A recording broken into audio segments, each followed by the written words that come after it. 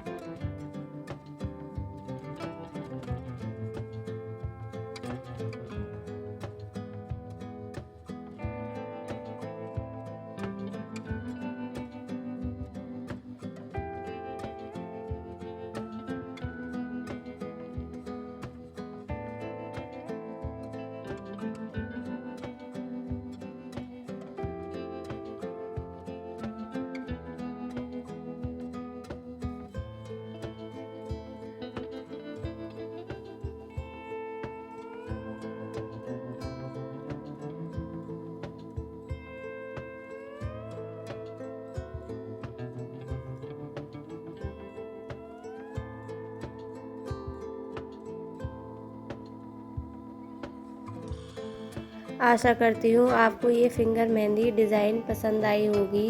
अगर वीडियो अच्छी लगी हो तो प्लीज़ चैनल को लाइक सब्सक्राइब करना ना भूलें।